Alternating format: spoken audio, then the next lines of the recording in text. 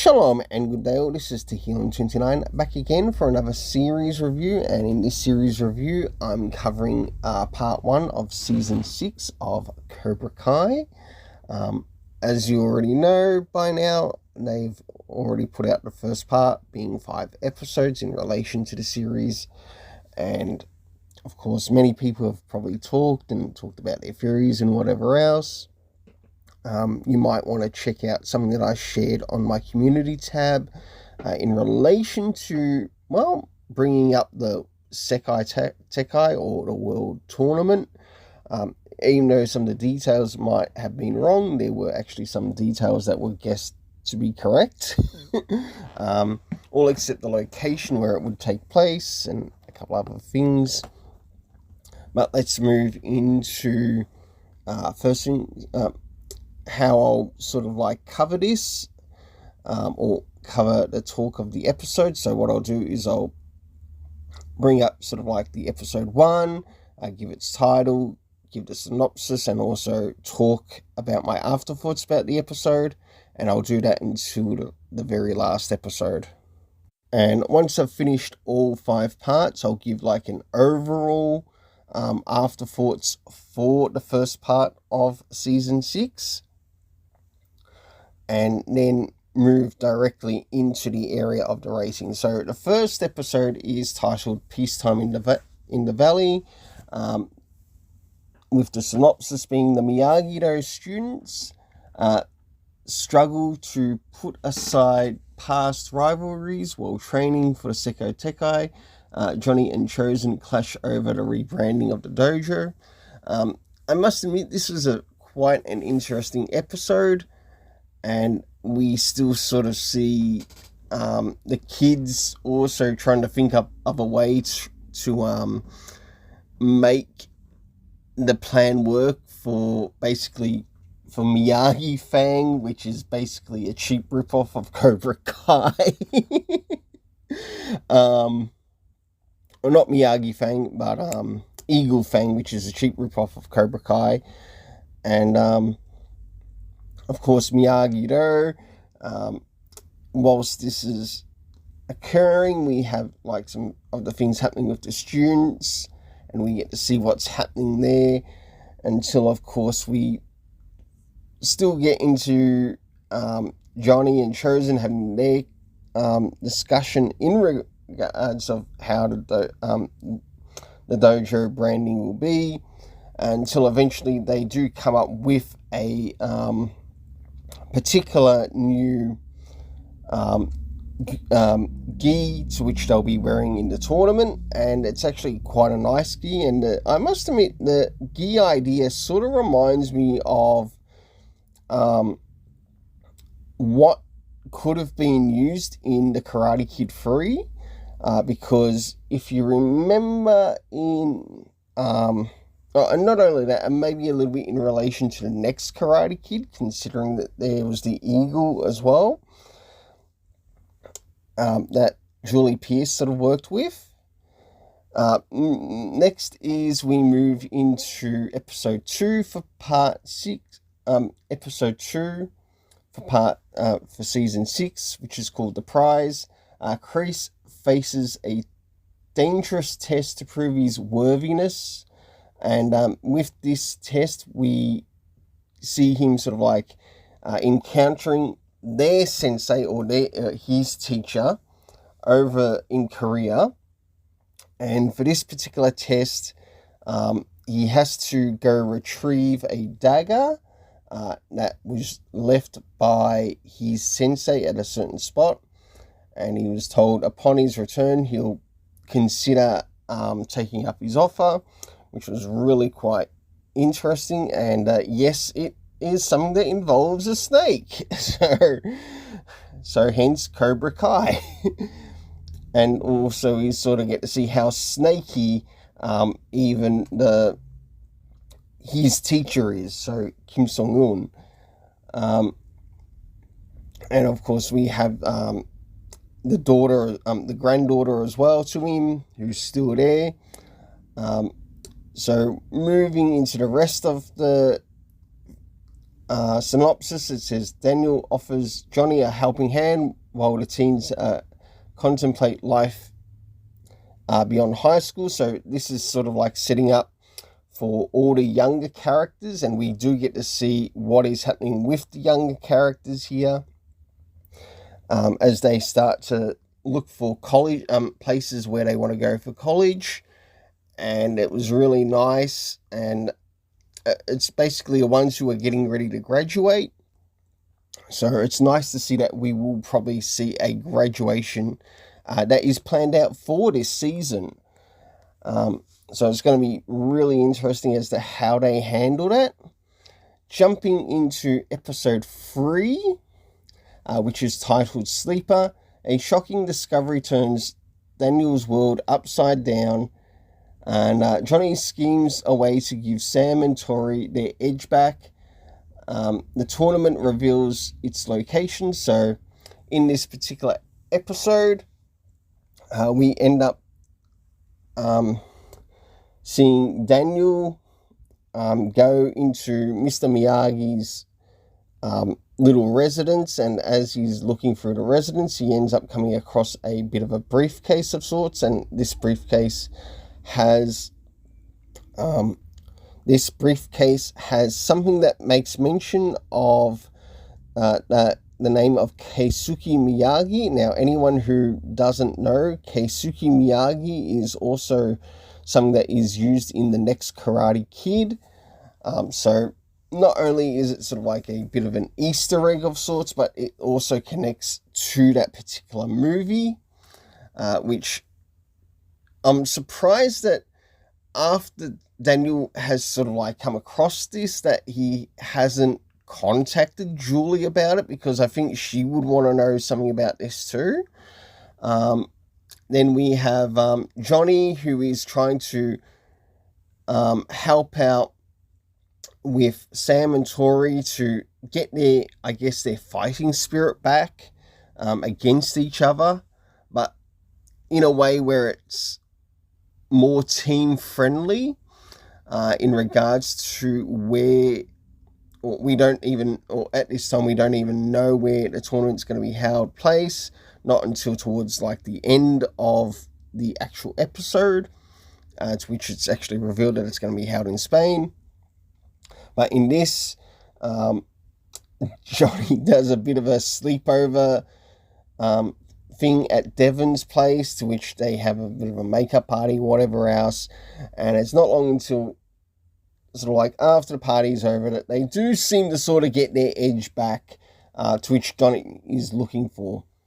Now, I think moving into number 4, I actually quite liked number 4, because in number 4, we do get the return of Mike Barnes, and one thing that they did really well with this, and I'm surprised that they actually seem to keep the lore of this accurate, because when you look at the original 3 movies, or the first 3 movies in relation to the Karate Kid, and when you move to the 3rd one, there's no actual mention of Mike Barnes being an international champion. But it does seem to come across that he might have actually been an American national champion, so only covering the national spectrum of America. And of course, he also explains that to the students. He puts the students through a bit of some trials and tests to sort of like as to who will be making it into the area of the Sekai Tekai. Until, of course, last but not least, we get to see some events that take place in relation to who will take sort of like the last couple of places, to which something Devon does to Dallas, or Anthony's rival. It's really interesting of how she does the dirty on him, and for that, Anthony gets the blame, which he truly doesn't deserve. But apart from that, yes, it does go to show how some of the characters will actually play dirty tricks on others. just so that they can get into a certain position. Moving into the last episode for the first part, if I were to say one thing, hashtag drop them all. Don't just give us 5, drop them all. Drop all, I don't care how many episodes there are. Even if it's 15, drop them all. Hashtag drop them all.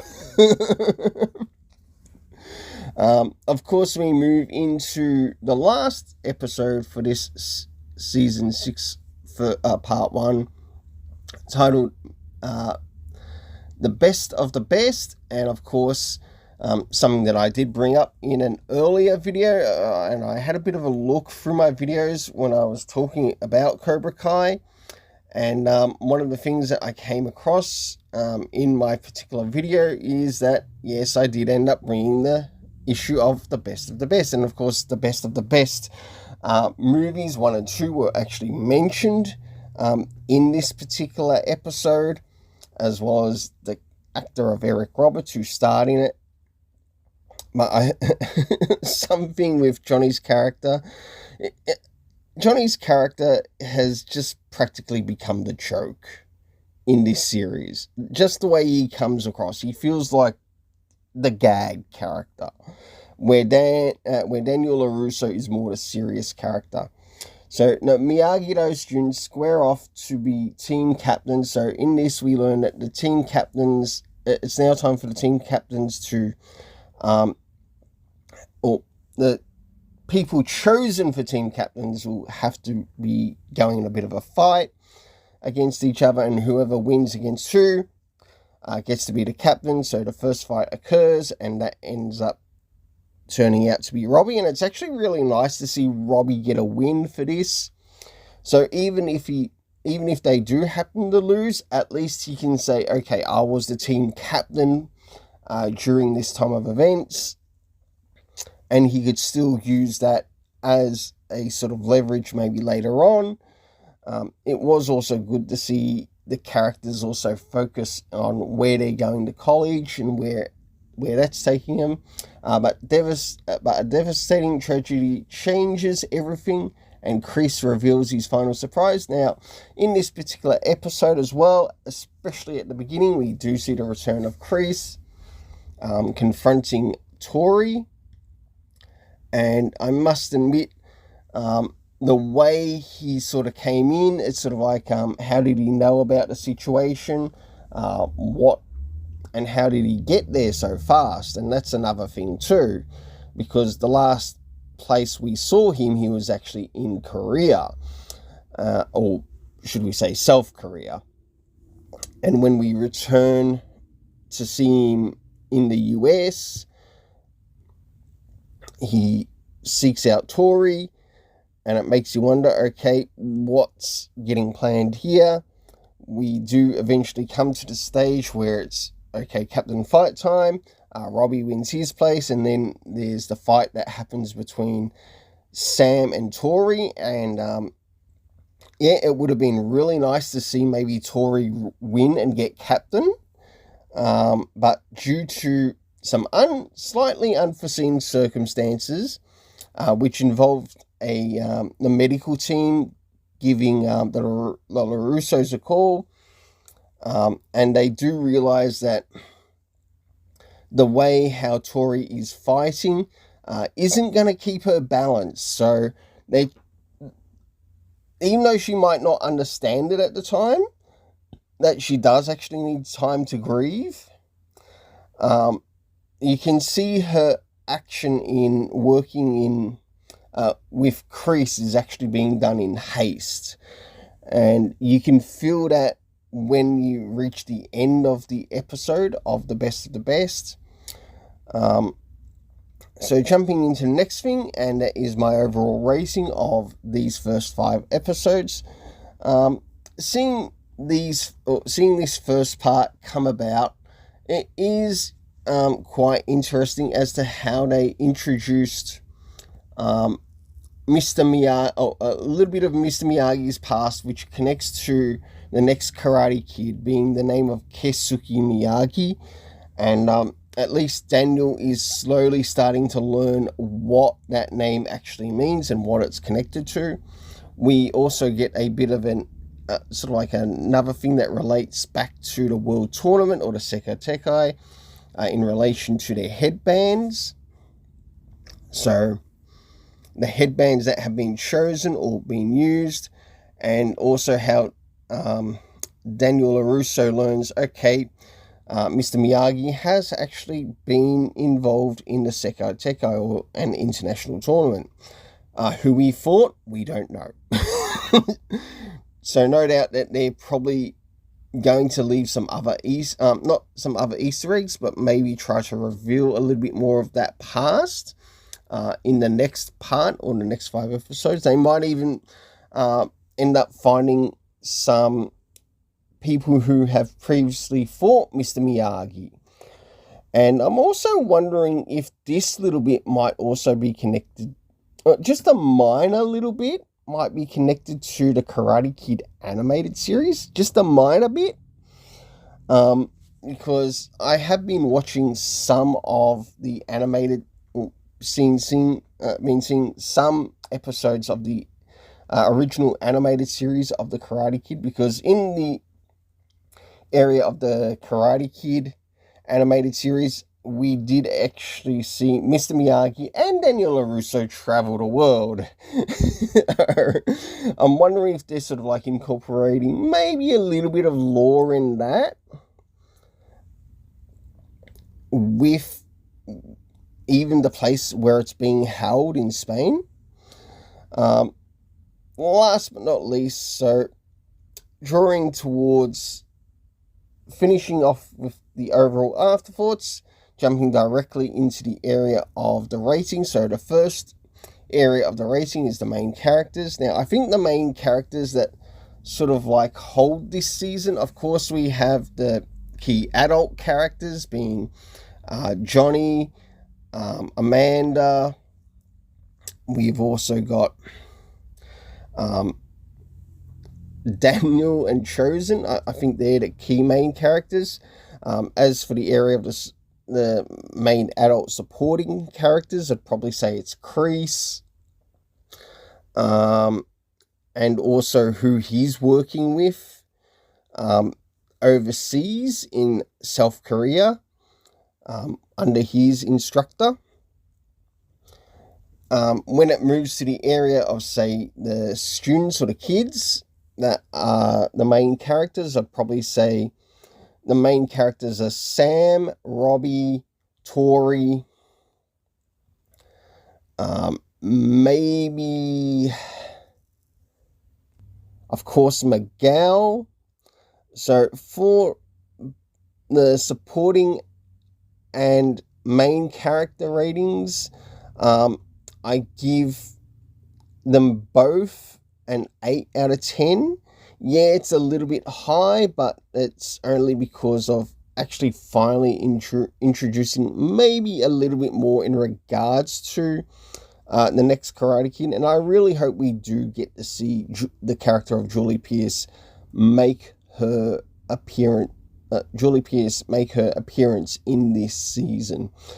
It would be a great way to end it off, seeing they have called it out to be the last season.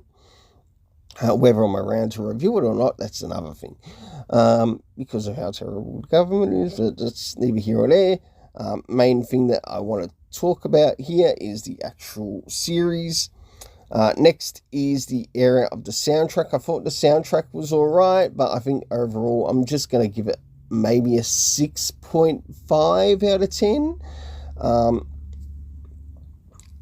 As for, say, the video and that of how they recorded it, I'd give that probably a 7.5 out of 10, because I did actually like the footage, and I also wonder how much deleted footage there is, even bloopers in relation to the first part, and how things will take place in the second, even though they've also shared a video in relation to some of the things that will slightly be occurring in the second part.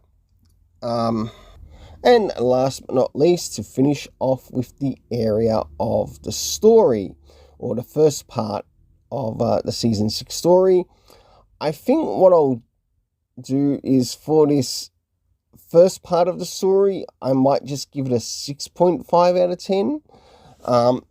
Though it is subject to change as further parts come around. Whether I'm around to give a review on the last part, I don't know yet. Personally, I'd love to be around to review like the second part as well as the last part, and also give an overall rating for the series. Until then, let's keep it colourful and have yourself an awesome day.